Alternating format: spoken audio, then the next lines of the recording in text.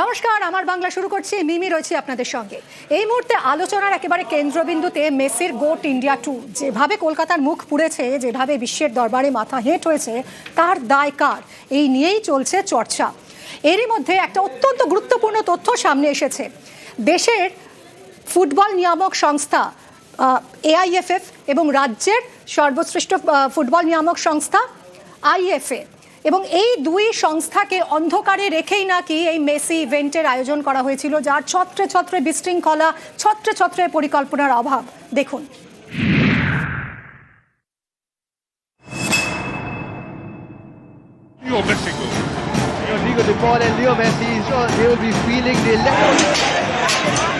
Football বিশ্বের সব থেকে বড় তারকাকে নিয়ে মেগা ইভেন্ট, অথচ সেটা জানানোই হয়নি দেশের শীর্ষ ফুটবল নিয়ামক সংস্থা AIFF কে এবং রাজ্যের IFA কে।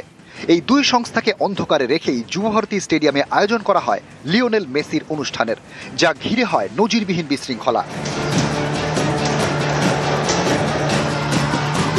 এই খেলোয়াড়দের আনার একটা প্রোটোকল থাকে, কি কি ইন্টারন্যাশনাল বিধিনিষেধ আছে, এগুলো সব দেওয়া থাকে। এর কোনোটাই মানা হয়নি। এই ঘটনাটা বাধা হয়ে দাঁড়াবে বড় কোনো ইন্টারন্যাশনাল ম্যাচ করার ক্ষেত্রে, বড় বাধা দেবে।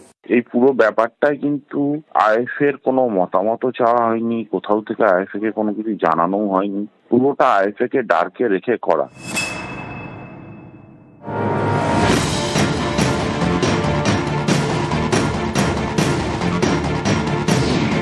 নিয়ম অনুযায়ী কোনো ফুটবল ম্যাচ হলে তা আগাম জানাতে হয় AIFF অথবা সংশ্লিষ্ট রাজ্যের ফুটবল অ্যাসোসিয়েশনকে। গত শনিবার মেসি কোনো ম্যাচ খেলেননি, তাই জানানো বাধ্যতামূলক ছিল না। কিন্তু অনেকের মতে AIFF বা IFA কে জানালে এই ধরনের ইভেন্ট আয়োজনে সুবিধা হয়। IFA একেবারেই জড়িত ছিল না, IFA কে কোনো গুরুত্বই দেওয়া হয়নি। যাই হোক, এটা একটা ব্যক্তিগত ব্যবসায়িক উদ্যোগ। এরকম মেসির মতো একজন তারকা, যার জনপ্রিয়তা তুঙ্গে থাকে সবসময়, ক্রীড়া প্রশাসনটা বা ক্রীড়া সংগঠনটা, এটা সবাইয়ের জন্য নয়। It is not everybody's cup of tea. এর জন্য আলাদা দক্ষতা লাগে, অভিজ্ঞতা লাগে।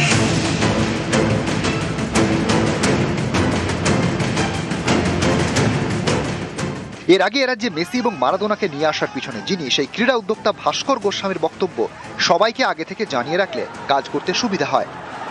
ম্যাচ করলে তো জানাতেই হবে, ম্যাচ করলে তো সেটা তো ফিফা প্রোটোকল বলছে জানাতেই হবে, আইন হচ্ছে তাই। আমি তো আমার ক্ষেত্রে তাই আই অলওয়েজ প্রেফার্ড কি ফুটবল অ্যাসোসিয়েশন বা তার সঙ্গে কাজ করাটা। মারাদোনার ক্ষেত্রেও কি তাই করেছিলেন?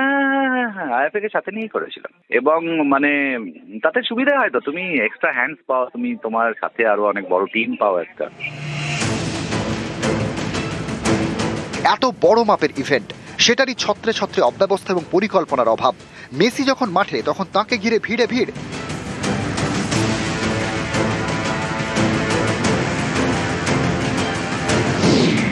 এরা কারা? এরা মাঠে ঢোকা ছাড়পত্র পেল কিভাবে?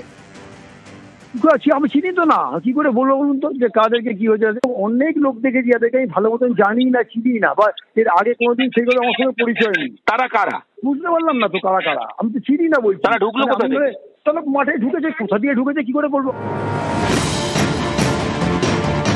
বিশ্ব ফুটবলের মহাতারকাকে নিয়ে হাই প্রোফাইল অনুষ্ঠান, সেখানে থাকার কথা রাজ্যের মুখ্যমন্ত্রীর, থাকার কথা বলিউড মেগাস্টার শাহরুখ খানের। মুখ্যমন্ত্রী মাঠে ঢোকার আগেই ঢুকে গেলেন মেসি, তারপর তাঁকে ঘিরে ভিড়, বিশৃঙ্খলা। এরকম হলো কেন? এটা কার দেখার কথা? এই অনুষ্ঠানের ফ্লো চার্ট কার তৈরি করার কথা? ভিভিআইপিদের মধ্যে কে আগে ঢুকবেন, কে পরে, সেটা কার ঠিক করার কথা? সেই তথ্য কাদের জানানো হয়েছিল? সল্টলেক স্টেডিয়ামের ভাড়া বাবদ কত টাকা দিয়েছিল শতদ্রু দত্তর সংস্থা? যে এডি কাটআউট গেট দিয়ে মেসিকে যুবভারতীতে ঢোকানো হয়েছিল, ভাঙচুরের সময় সেই গেটের উপর লাগানো জালে এসে পড়ে ভাঙা চেয়ার। মেসির কোনো রকম আঘাত লাগলে তার দায় কে নিত? এত বড় অনুষ্ঠানের ক্ষেত্রে সমন্বয় বৈঠক হওয়ার কথা আয়োজক সংস্থা, ক্রীড়া দপ্তর এবং পুলিশের মধ্যে। সেই বৈঠক কি ঠিকভাবে হয়েছিল? হয়ে থাকলে কার কি দায়িত্ব ছিল?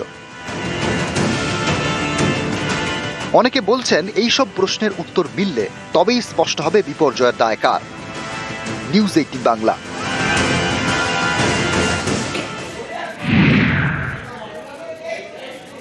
চড়া দামে টিকিট কেটে ফুটবল প্রেমীরা, মেসি ভক্তরা, তারা এসেছিলেন একটু মেসিকে দেখবেন বলে। কিন্তু দেখা তো দূরস, তাকে ঘিরে সর্বক্ষণ মাঠে একটা ভিড়। কারা এরা? কাদের পারমিশনে এরা ঢুকেছে? এদিকে পুলিশ এই ঘটনায় বিশৃঙ্খলার ঘটনায় গ্রেফতার করেছে 5 জনকে। আর এতেই পুলিশের ভূমিকা নিয়ে প্রশ্ন উঠছে, কারণ এই যুবভারতীতে ভাঙচুরের ঘটনায় যাদের গ্রেফতার করা হলো তারা তো ফুটবল প্রেমী। এই ঘটনায় টার্গেট তাহলে ফুটবল প্রেমীরাই। এত ভিড়ে মেসিকে দেখতে না পেয়েই তো বিশৃঙ্খলা। কাদের গাফিলতিতে সেদিন মাঠে এত ভিড় হয়েছিল? আসল দোষীদের না ধরে সাধারণ দর্শকদের গ্রেফতার। ফুটবল প্রেমীদের গ্রেফতারে প্রশ্নের মুখে পুলিশ। আমাদের তরফ থেকে সাবমিশন ছিল, আমরা দুজনের হয়ে আজকে অ্যাপিয়ার করেছি। একজন আসামি হচ্ছে বালুরঘাটে, নর্থ বেঙ্গলে। উনি ওখান থেকে এই কেসে হচ্ছে আমি নিজেই ভিকটিম। আমি ওখান থেকে দামি টিকিট কেটে এখানে এসেছি খেলা দেখতে, কিন্তু আমাকে উল্টে এই কেসে ফাঁসিয়ে দেওয়া হলো। পুলিশ বলছে যে সিসিটিভি ফুটেজ দেখে গ্রেপ্তার করা হয়েছে, কিন্তু কোর্টে সেরকম কোনো প্রমাণ দিতে পারেনি। এমনকি যে সেকশন লাগানো হয়েছে যে পুলিশকে মারধর করা, কোনো মেডিকেলও পুলিশ জমা দিতে পারেনি। পিপি সাহেব টাইম চেয়েছে, পুলিশ খালি জেসি প্রেয়ার করেছে, কোনো পিসি রিমান্ড করেনি। আমি তো পুলিশকে বলবো, পুলিশের এখানে অনেক গাফিলতি আছে। এত লোক মাঠে কি করে ঢুকলো? তারপরে আর কেউ বলছে না যে ফ্ল্যাগ নিয়ে কি করে মাঠে ঢুকছে। তাকে তখনও সে ঘুরে বেড়াচ্ছে, সেখানে জয় শ্রীরাম ধ্বনি দিচ্ছে। এরা কারা? এদেরও তো ধরা উচিত যে কারা করিয়েছে। আমার মনে হচ্ছে গন্ডগোল ইন্টেনশনালি হয়েছে। এত ডার্বি ম্যাচ হয়, কোনো তো গন্ডগোল হয়, এটা কেন হলো? Something is wrong there, somewhat is involve.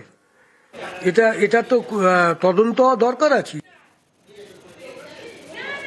যুবভারতীতে এই চরম বিশৃঙ্খলা। শনিবার মেসির এই ইভেন্ট ছিল, তার ঠিক আগের দিন শুক্রবার পুলিশ কিন্তু প্রেস কনফারেন্স করে স্পষ্টই বলে দিয়েছিল যে জলের বোতল নট অ্যালাউড, জলের বোতল নিয়ে মাঠে প্রবেশ করা যাবেই না। কিন্তু তা সত্ত্বেও দেখা গেল একের পর এক জলের বোতল, এবং শুধু তাই নয়, জলের বোতল বিক্রি হয়েছে চড়া দামে। 20 টাকার জলের বোতল মাঠের ভিতরে বিক্রি হয়েছে 200 টাকা দামে। কারা বিক্রি করলো? জানা যাচ্ছে 30 লক্ষ টাকায় কলকাতারই এক ব্যক্তিকে এই জলের বোতল বিক্রির বরাত দেওয়া হয়েছিল। সেই ব্যক্তি আবার তা হ্যান্ডওভার করেছিলেন গুজরাটের একটা সংস্থাকে। আর সেই জলের বোতল ছুঁড়েই এই চরম বিশৃঙ্খলা হলো।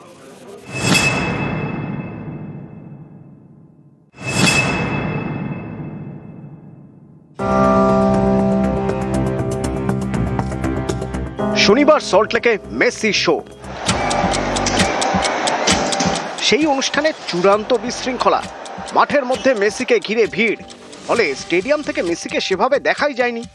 এর জেরেই যুব ভারতীতে তাণ্ডব। মাঠে দেদার ছোড়া হয় জলের বোতল। অভিযোগ, স্টেডিয়ামে জলের বোতল চড়া দামে বিক্রি করা হয়। 20 টাকার জলের বোতল 200 টাকায়।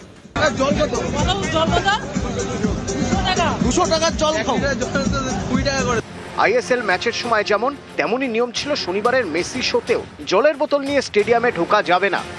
স্টেডিয়ামের ভেতরে পর্যাপ্ত পরিমাণ জলের ব্যবস্থা থাকবে। কোনো জলের বোতল যদি আমরা গেটে দেখি, তাহলে আমাদের কিন্তু সেই জলের বোতলটা আমরা এলাও করতে পারবো না। জলের বোতল নিয়ে সল্টলেক স্টেডিয়ামে ঢোকা বারণ, অথচ স্টেডিয়ামেই বিক্রি হলো জলের বোতল।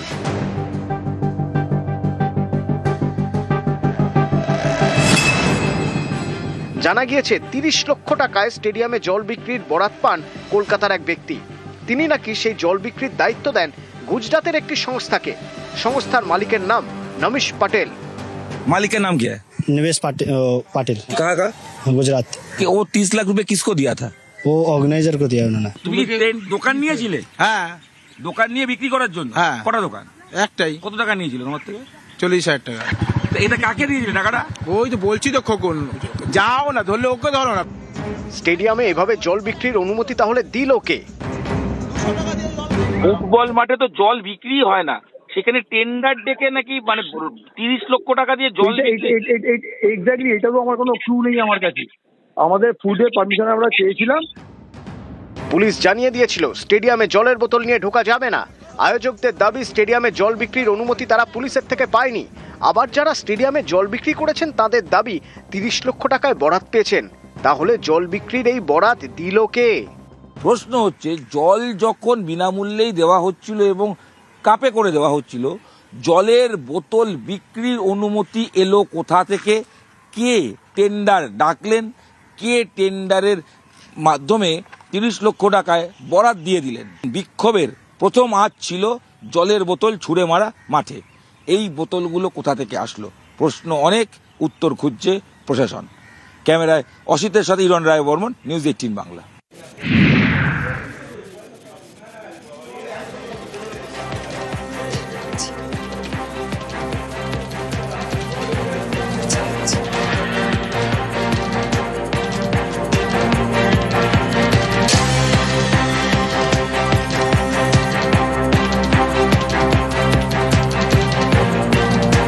বিশ্বভারতের বিশৃঙ্খলায় 3টে জনস্বার্থ মামলা দায়ের হয়েছে।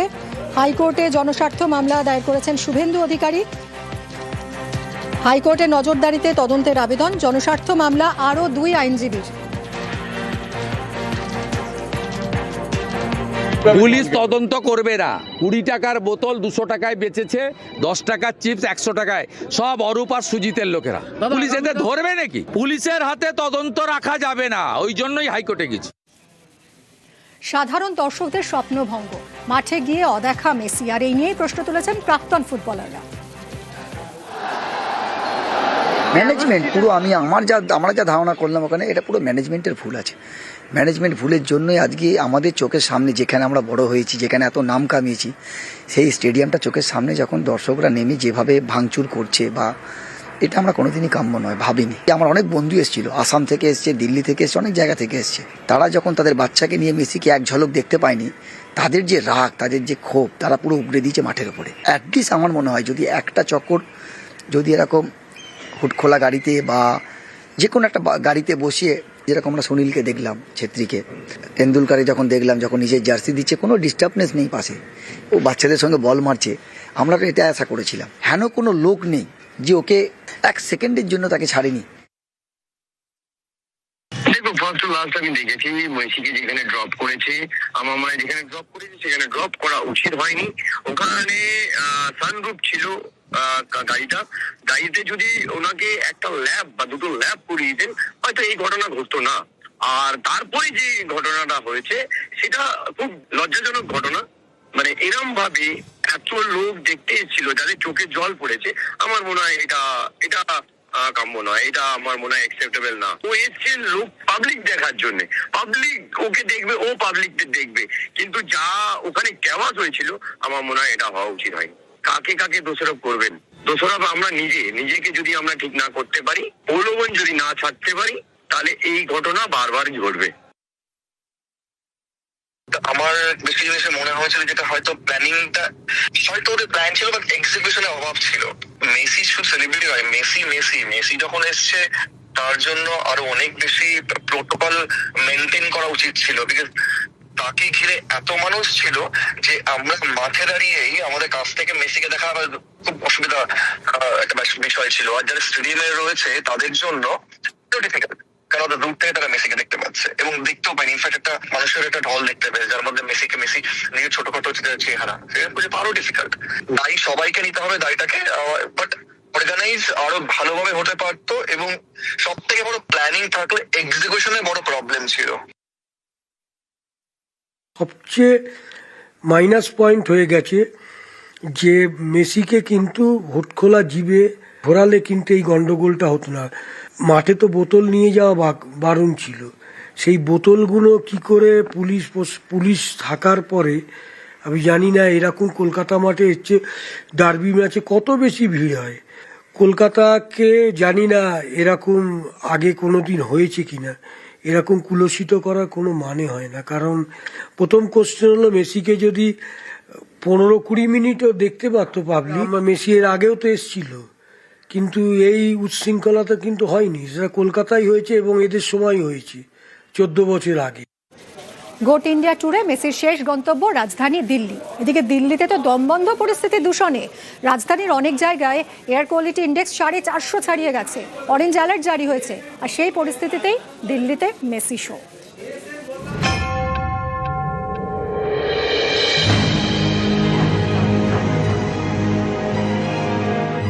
লিওনেল মেসি ফুটবল রাজপুত্র ভারত সফরে বুধবার দিল্লিতে রাজধানীর অরুণ জেটলি স্টেডিয়ামে অনুষ্ঠান গোট ইন্ডিয়া ট্যুরের শেষ অনুষ্ঠান। সোমবার যখন দিল্লিতে পা রাখেন মেসি, তখন রাজধানীর দূষণ সব রেকর্ড ভেঙে ফেলেছে, ধোঁয়াশায় ঘেরা চারপাশ। দিল্লির কিছু এলাকার AQI 450 পেরিয়ে গিয়েছে, জারি অরেঞ্জ অ্যালার্ট। রাজধানীতে পণ্যবাহী গাড়ি ঢোকা বন্ধ নির্মাণ কাজ, বহু অফিস চলছে ভার্চুয়ালি। বিশেষজ্ঞরা বলছেন এখন দিল্লিতে নিঃশ্বাস নেওয়া দিনে 27টি সিগারেট খাওয়ার সমান। প্রবল ধোঁয়াশার জেরে বিমান থেকে ট্রেন সবই চলছে দেরিতে। দূষণের এই দাপটের মধ্যেই দিল্লির ময়দানে মেসি, যা ফুটবলের মহাতারকার স্বাস্থ্যের পক্ষে ঝুঁকিপূর্ণ বলেই মত অনেকের। অতীতে দীর্ঘ সময় ধরে বিশেষ একটি রোগের চিকিৎসা করাতে হয়েছে লিওকে।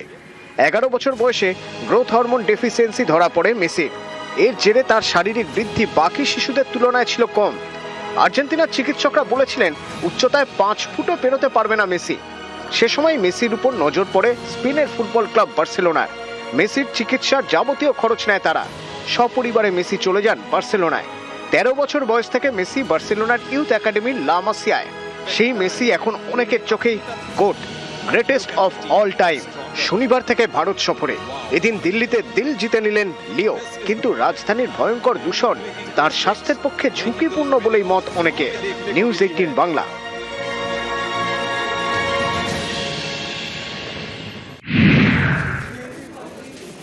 বাংলাদেশের নৌসেনা ভারতীয় মৎস্যজীবীদের উপর হামলা চালালো, তাও আবার কিনা ভারতের জলসীমায় ঢুকে। ভাবুন একবার, আলো নিভিয়ে বাংলাদেশের নৌসেনা ভারতের জলসীমায় ঢুকে পড়ে এবং তাদের ধাক্কায় ভারতের মৎস্যজীবীদের ট্রলার ডুবে যায়, ভেঙে পড়ে। ঠিক কি হয়েছিল শুনবো, বিশ্বজিৎ রয়েছে সঙ্গে। বিশ্বজিৎ,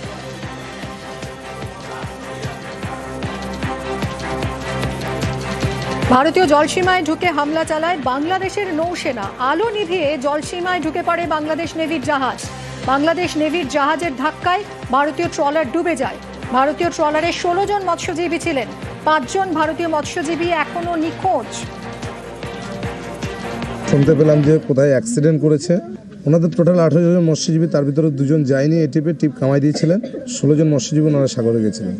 ওনাদের কিছু কিছু ট্রলার আসার পরে বলতে পারবো যে কোন মৎস্যজীবী আছেন, কীরকম হয়েছে, কীরকম ধাক্কা মেরেছে, আমরা পরবর্তীকালে বলতে পারবো। ওনার সাথে লাস্ট কথা, কালকে বাড়ি থেকে সবাই আমরা একই সাথে ছিলাম, সবাই কথাবার্তা বলেই বেরিয়েছেন বাড়ি থেকে। জানতে পারলাম যে ট্রলার নাকি পুরোপুরি ডুবে গেছে। এবার মানে সবাই নাকি ডুবে গেছে। এবার সেগুলো আমি কিছু জানি না, যে নেমে মেরেছেন আমি কিছু জানি না। মানে যে আমি শুনতে পেয়েছি যে নাকি ট্রলার ডুবে গেছে, এখনো নাকি কাউকে পাওয়া যায়নি, এরকম শুনেছি, যে সবাই নিখোঁজ। এই অবধি আমি আর কিছু জানি না। পরে এখন বাড়িতে এসে শুনেছি নাকি কয়জনকে পেয়েছে, কিছুজনকে পাওয়া যায়নি। হ্যাঁ, বাংলাদেশের নেভি কিংবা কোস্টগার্ড একটি এখানে IMBL এর কাছে কিছু ট্রলার ফিশিং করছিল এবং ওরা লাইট নিভিয়ে সরাসরি এসে একটি ট্রলারকে ধাক্কা মেরে জলে ডুবিয়ে দেয় এবং যে মানুষগুলো জলে পড়ে যায় এবং ওদেরকে রেস্কিউ না করেই কোস্টগার্ডটি ফিরে যায় এবং পরে ভারতীয় সমস্ত ট্রলার ওখানে অ্যালার্ট হয়ে যায় এবং সব ভারতীয় সব ট্রলারগুলি গিয়ে সার্চ অপারেশন চালিয়ে প্রায় 11 জন মানুষকে তুলতে পেরেছে। ট্রলারে 16 জন মানুষ ছিল, এখনো 5 জনের কোনো খোঁজ নেই। বাংলার SIR-এ কালই খসড়া তালিকা, কাল বিকেল 4টের মধ্যে খসড়া তালিকা তৈরি করতে নির্দেশ দেওয়া হয়েছে। একেবারে 294টা বিধানসভার প্রতিটি বুথ ধরে ধরে লিস্ট প্রকাশ করা হবে। বুথ ভিত্তিক খসড়া তালিকা ডাউনলোড করা হচ্ছে, ডাউনলোড করে ছাপানো হচ্ছে খসড়া তালিকা। কমিশনের নির্দেশ মিললেই খসড়া প্রকাশ CEO দফতরের। যা নিয়ে শুরু হয়েছে রাজনৈতিক চর্চা। আমাদের দাবি একটাই, ত্রুটিমুক্ত নির্বাচক তালিকা অর্থাৎ ভোটার লিস্ট তৈরি করা নির্বাচন কমিশনের কাজ। কেউ 2 বছরে বাবা হয়েছে, কেউ 15 বছরে বাবা হয়েছে, কারো নাতি নাতনি হয়ে গেছে 15-20 বছরের মধ্যে। এই ডিসপ্যারিটি গুলো, এই ভুলগুলো নির্বাচক তালিকা থেকে দূর হওয়া একান্ত আবশ্যক। আমরা তার সাথে সাথে চাইবো যে নির্বাচন কমিশন হিন্দু উদ্বাস্তু যারা আছেন, যারা বাংলাদেশ থেকে এসেছেন এবং যাদের নাম 25-এর ভোটার লিস্টে ছিল, সেই হিন্দু উদ্বাস্তুদের ক্ষেত্রে সহানুভূতির সাথে বিচার করুক এবং তাদের নাম যেন ভোটার লিস্টে থাকে তার জন্য ব্যবস্থা করবে। যা ভোটার তালিকা হবে সেই ভোটাররা উন্নয়নের স্বার্থে মানুষকে ভোট দেবেন, মিটে গেল। ফলে আমাদের আশঙ্কা বিজেপির নির্দেশে জাতীয় নির্বাচন কমিশন বাংলায় বেছে বেছে কয়েকটি জায়গায় বৈধ ভোটারদেরকে হয়রান করতে পারে। ফলে আমরা সতর্ক থাকছি, প্রত্যেকটি বুথে বুথে কাজ শুরু হয়ে যাবে বা নজরদারি শুরু হয়ে যাবে। বিজেপি যেখানে একটু ঠিকঠাক আছে সেখানে কিন্তু এই পুরো নাম বাদ গেছে কিনা আমার সন্দেহ আছে, ওটা আমাদের আবার স্ক্রুটিনি হবে। 80% ভোট যদি কোনো কেন্দ্রে পড়ে থাকে তাহলে 20% পড়েনি, তো ফলে যে 20% ফাঁকা আছে তারই একটা অংশ হচ্ছে এখন এইগুলো সব মৃত বা চলে গেছে বা ডুপ্লিকেট হয়েছে। আমাদের হেডেক হচ্ছে কোনো বৈধ ভোটার যেন বাদ না যায়।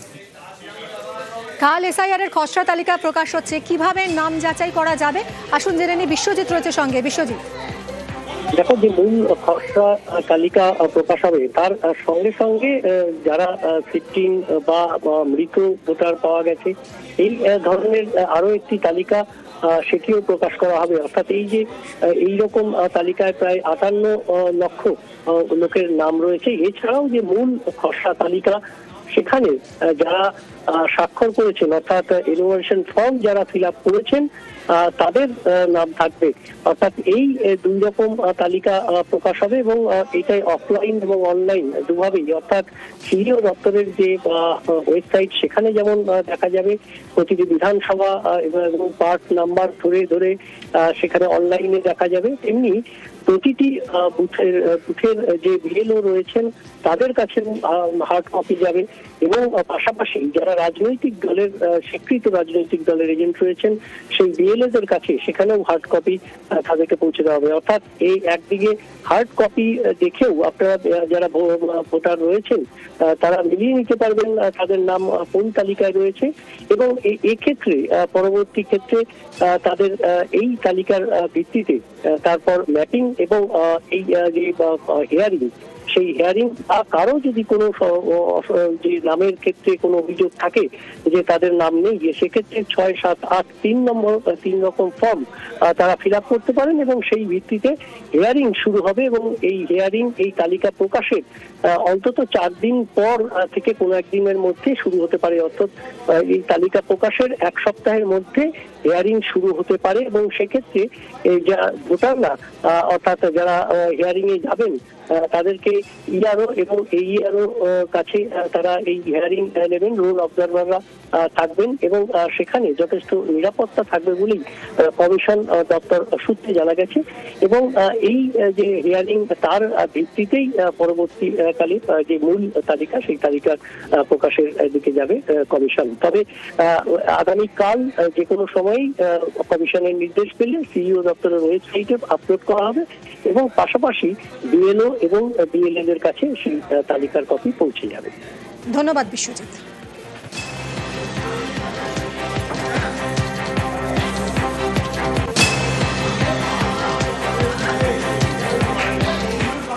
ধূপগুড়ি আর মঙ্গলকোটের দুটো অভিযোগ ঘিরে চাঞ্চল্য ছড়িয়েছে। ধূপগুড়িতে পঞ্চায়েত সদস্যই নাকি বাংলাদেশি, বিডিও এবং জেলা শাসককে এই অভিযোগ করেছেন খোদ তৃণমূল নেতা।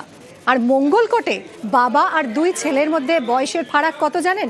মাত্র 5 বছর। দেখুন।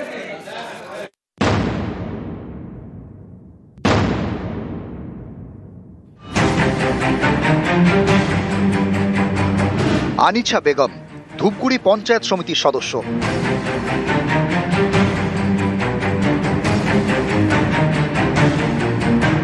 আনিছার বিরুদ্ধে অভিযোগ, 2007 সালে বাংলাদেশ থেকে অনুপ্রবেশ করেন আনিছা, ভুয়ো পরিচয়ে ভোটার তালিকায় নাম তোলেন। 2023 সালে ভোটে জিতে ধূপগুড়ি পঞ্চায়েত সমিতির সদস্য হন।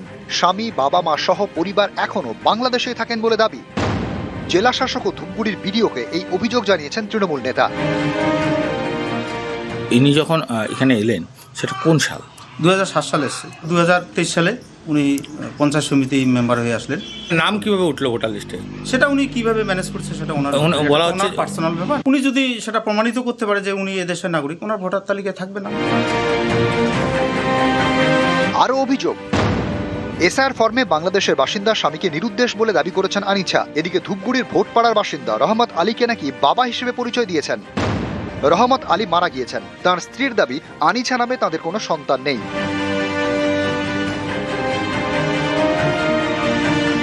আনিসা আপনার কি মেয়ে হয়?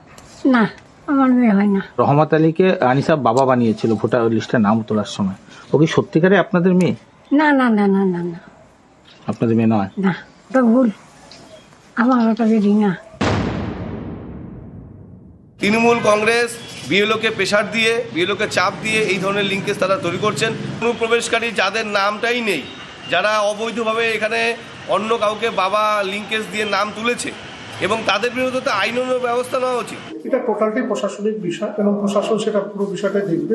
এর মধ্যে তৃণমূল বিজেপি কোনো জড়িত ব্যাপার নেই। যদি সত্যি প্রমাণিত হয় তাহলে সেটা তখনকার আমরা দেখবো বিষয়টা কি আছে। পূর্ব বর্ধমানের মঙ্গলকোটেও আজব কাণ্ড। 2 ছেলের সঙ্গে বাবার বয়সের ফারাক নাকি 5 বছর। মঙ্গলকোটের শীতল গ্রামের 175 নম্বর বুথের বাসিন্দা সরোজ মাঝি। কমিশনের নথিতে দেখা যাচ্ছে সরোজ মাঝির বয়স 63। এক ছেলে লক্ষ্মী মাঝির বয়স 58, আরেক ছেলে সাগর মাঝির বয়স 59। আপনার কয় ছেলে? 2 ছেলে, অনুপ মাঝি আর সুজিত মাঝি। লক্ষ্মী মাঝি এবং সাগর মাঝি ওরা কে? আমরা চিনি না। লক্ষ্মী আর সাগরের সাথে আপনার না না কোনো সম্পর্ক নাই। তা এখন তো ওরা তো ভোটার কার্ডে দেখিয়েছে আপনাকে বাবা দেখে, সে দেখাতে পারে স্যার, ডকুমেন্টটা পেয়েছে না, নামটা পেয়েছে। এখন কি চাইছেন? আমিও কাটিয়ে দিই না। 22 বছর আগে বাংলাদেশ থেকে ভারতে আসেন দুই ভাই সাগর মাঝি ও লক্ষ্মী মাঝি।